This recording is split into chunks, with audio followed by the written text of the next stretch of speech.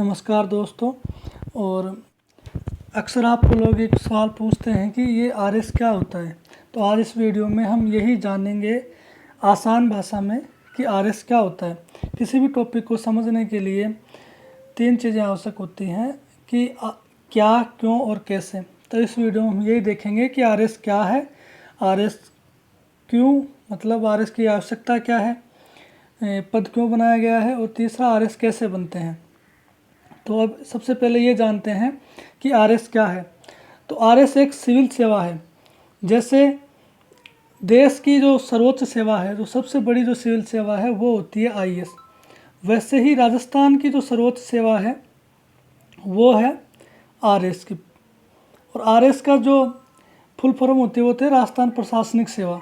इसकी परीक्षा आरपीएससी के द्वारा विज्ञप्ति जारी करके समय समय पर करवाई जाती है ताकि विभिन्न विभागों के लिए पदाधिकारियों की नियुक्ति की जा सके।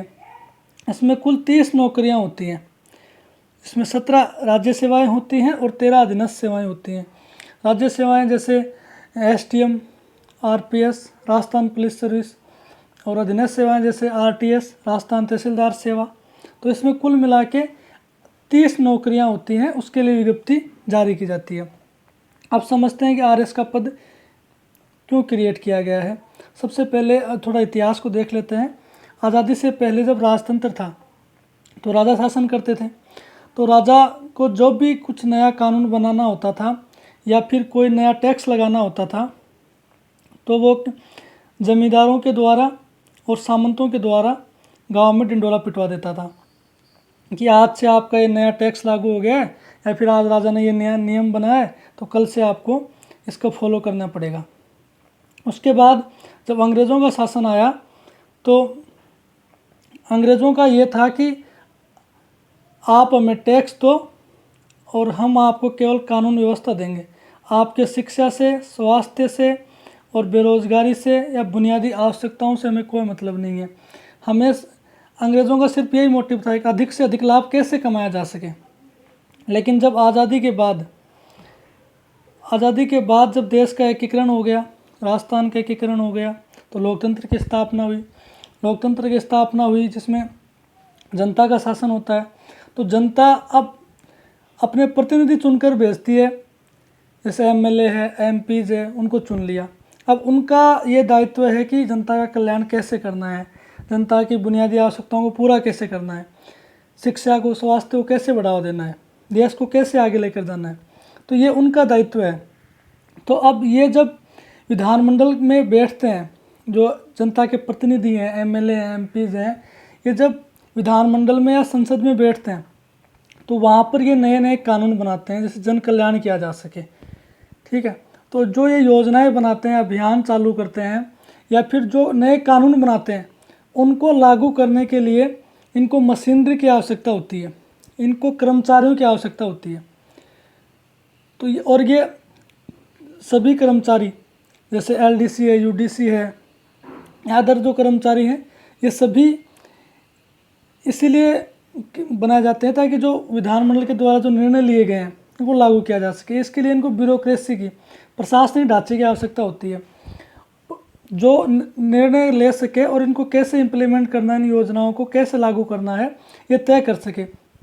तो इसीलिए आरएस जो सिविल सेवा है वो बनाई गई है ताकि जो विधानमंडल के द्वारा जो निर्णय लिए गए हैं, जो कानून बनाए गए हैं, जो योजनाएं, अभियान है, उनको जनता तक कैसे पहुंचाया जाए।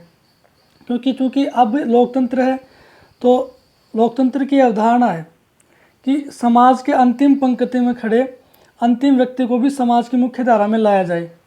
तो वो इसी तरह से लाया जा सकता है कि एक प्रॉपर ढांचा बने और प्रत्येक जो सरकार है वो प्रत्येक व्यक्ति तक पहुँचे।